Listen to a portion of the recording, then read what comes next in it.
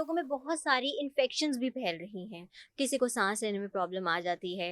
Rainy season के अंदर आम तौर पे आपको पता है कि काफ़ी ज़्यादा इन्फेक्शंस होती हैं और हर किस्म की होती हैं। हम्म। नाक कान गले से लेकर पेट की बीमारियां, इसके अलावा मलेरिया, डेंगू, ये सारी ही चीज़ें जो हैं वो बहुत ज़्यादा कॉमन है। मक्खी जो है वो बहुत ज़्यादा चांसेस होते हैं उससे कि टाइफाइड या यरकान, हर घर में कोई ना कोई एक शख्स ऐसा जरूर होता है जो फ्लू से गुजर रहा होता है। कोई भी और फ्लू का पेशेंट है तो आप कोशिश करें कि उसके पास मास्क लगा के जाएं, हम्म। उसकी जो चीज़ें हैं वो यूज़ ना करें। कुछ लोगों को एलर्जी की वजह से फ्लू होता है, हम्म। उनको चाहिए फ्लू शॉट वो ज़रूर लगवा लें। ठीक ठीक है। है, फ्लू शॉट मीन्स कि उसका एक हिफाजती टीका होता है, तो हम्म। दालों का जो है वो इस्तेमाल जो है वो किया जा सकता है। फ्रेश फ्रूट्स जो हैं वो आप इस्तेमाल करें। पानी की जो बॉटल है उसमें ORS डाल लें, कुछ लेमन्स लेके, तो वो भी एक हेल्दी डाइट का जो है वो हिस्सा है। अस्सलाम वालेकुम, हेल्थ मैटर पॉडकास्ट के साथ मैं हूं आपकी मेज़बान हफ्सा खालिद। नाज़रीन, मॉनसून का सीज़न चल रहा है, बारिशें होती हैं और बहुत सारी इन्फेक्शंस भी वहीं पर जन्म ले जाती हैं। किसी को फ्लू हो जाता है, किसी को बुखार हो जाता है, किसी को सांस लेने में मसला हो जाता है और हम डॉक्टर के हिदायत के बगैर दवाइयों का भी इस्तेमाल करना शुरू कर देते हैं। तो आज इन सारी चीज़ों पर बात करने के लिए हमारे साथ स्टूडियो में मौजूद हैं डॉक्टर फराह सादिक, जो कि एसोसिएट प्रोफेसर हैं मेडिसिन की जनरल हॉस्पिटल लाहौर में। अस्सलाम वालेकुम डॉक्टर वालेकुम फराह, कैसी अस्सलाम, हैं आप? अल्हम्दुलिल्लाह। अच्छा डॉक्टर फराह, आप भी जैसे देख रही हैं, बरसात का मौसम चल रहा है, कभी बारिश हो जाती है, कभी धूप निकल आती है, कभी हब्स का मौसम बन जाता है, तो लोगों में बहुत सारी इन्फेक्शंस भी फैल रही हैं।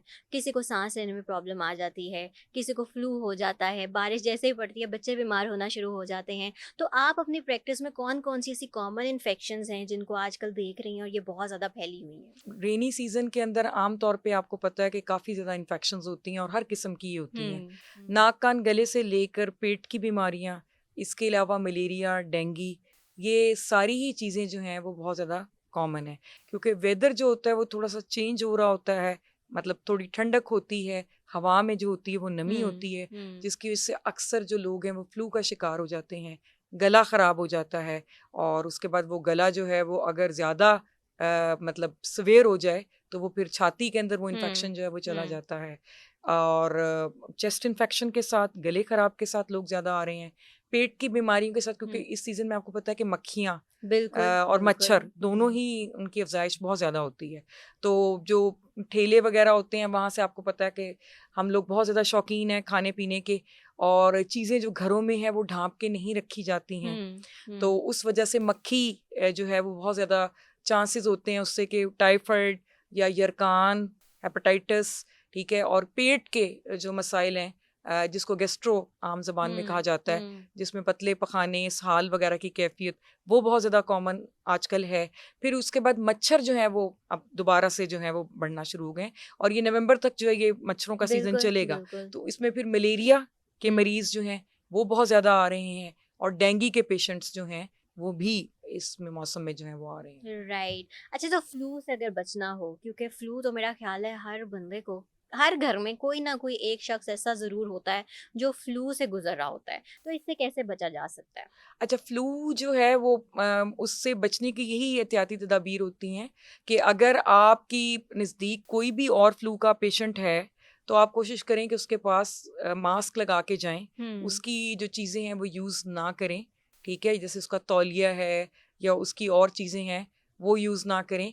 कुछ लोगों को एलर्जी की वजह से फ्लू होता है, हुँ, यानी कि हुँ। उनकी जिस्म के अंदर जो है वो कुछ चीज़ें वो बर्दाश्त नहीं कर सकते। मिसाल के तौर पे मिट्टी है, हुँ। या कोई पोलन है, या किसी को किसी पालतू जानवर से एलर्जी है, या परफ्यूम से एलर्जी है। हुँ। तो वो जो एलर्जिक इंडिविजुअल्स हैं उनको पता होता है कि उनको इस चीज़ से एलर्जी है, तो उनको उससे दूर रहना चाहिए।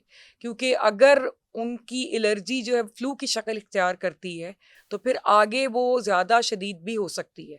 वो फिर नाक से ट्रेवल करता हुआ गले में, और गले से ट्रेवल करता हुआ वो फेफड़ों में जो है वो जा सकता है। तो एलर्जिक पेशेंट्स जो हैं वो मास्क का यूज़ करें, और कोशिश ये करें कि वो ऐसी चीज़ें जिनसे एलर्जी का अंदेशा है, हुँ, मिट्टी हुँ। या पोलन या परफ्यूम या कोई पालतू जानवर या जिस चीज़ से भी है, वो उसको अवॉइड करें, और ऐसे लोगों के पास ना जाएं जिनको एलर्जी है। तीसरे नंबर पे ये कि जो लोग एक्सट्रीम ऑफ एजेस में हैं, जैसे बहुत छोटे बच्चे हुँ। और जो बहुत बूढ़े लोग हैं, उनको चाहिए फ्लू शॉट वो ज़रूर लगवा लें। ठीक ठीक है। है। फ्लू शॉट मीन्स के उसका एक हिफाजती टीका होता है, तो वो एटलीस्ट उससे कुछ हद तक बच जाएंगे। फिर ये कि वो अपनी डाइट को बेहतर करें ताकि उनका दिफाई निज़ाम जो है वो बेहतर हो सके। और उसमें ये बेहतर जो डाइट, जो हेल्दी डाइट होती है, उसमें आपके अंडे हैं, उबले हुए अंडे का इस्तेमाल, फिर उसके अंदर गोश्त का इस्तेमाल, जिसमें मुर्गी या मछली, मछली का तो सीज़न अब आने वाला है, लेकिन चिकन बहरहाल हमारे पास अवेलेबल है। दालें बड़ा रिच सोर्स हैं प्रोटीन का। अगर वो लोग जो मुर्गी को अफोर्ड नहीं कर सकते, वैसे तो दालें भी आजकल महंगी हैं, बिल्कुल। लेकिन बहरहाल दालें एक अच्छे सोर्स हैं। अगर मुर्गी आप नहीं इस्तेमाल करना चाहते तो दालों का जो है वो इस्तेमाल जो है वो किया जा सकता है। फ्रेश फ्रूट्स जो हैं वो आप इस्तेमाल करें कि उसको ये ना आप रेडी से या ठेले से लेकर ना खाएं, बल्कि उसको साबुत लें, उसको अच्छी तरह से धोएं और धो के जो है वो आप इस्तेमाल करें। उसको मिक्स करके आप एक चाट की शक्ल में भी या फ्रूट सैलेड की शक्ल में भी आप ले सकते हैं। बहुत ज़्यादा पानी जो है उसका इस्तेमाल करें, ठीक है। जूसेस भी उसमें हो सकते हैं, फ्रेश जूसेस जो होते हैं वो भी हो सकते हैं जो कि घर में बनाए गए हों, तो ज़्यादा बेहतर है। और सिंपल पानी का इस्तेमाल भी हो सकता है, ओआरएस वाले पानी का इस्तेमाल, जिसमें कि नमकियात और चीनी जो है वो ऐन आपके जिस्म की ज़रूरियात के मुताबिक रखी गई है। शुगर के मरीज़ों के लिए ये चीज़ नहीं है, जो नॉर्मल बंदे हैं वो इसको यूज़ कर सकते हैं। बीच में कुछ लेमन्स जो हैं वो भी शामिल कर सकते हैं। तो जिस तरह बारिश के फ़ौरन बाद एक हबस वाला मौसम हो जाता है और पसीना खुश्क नहीं होता, और उसमें काफ़ी ज़्यादा आपको इस चीज़ के चांसेस होते हैं कि पानी की कमी हो जाएगी और पसीने की वजह से नमकियात की भी कमी हो जाएगी। तो अगर आप अपनी पानी की जो बॉटल है उसमें ओआरएस डाल लें, कुछ लेमन्स लेके, तो वो भी एक हेल्दी डाइट का जो है वो हिस्सा है। और वर्कआउट करें, कोशिश ये करें कि वर्कआउट, वैसे तो मरतूब मौसम है, लेकिन अगर जिस दिन हवा चल रही हो तो वर्कआउट करें, नहीं तो आप घर में जो है वो आप ट्रेडमिल के ऊपर भी थोड़ा वर्कआउट कर सकते हैं। स्विमिंग बहुत अच्छी एक्टिविटी है आजकल के मरतूब मौसम में, उसमें बिल्कुल गर्मी नहीं लगती है।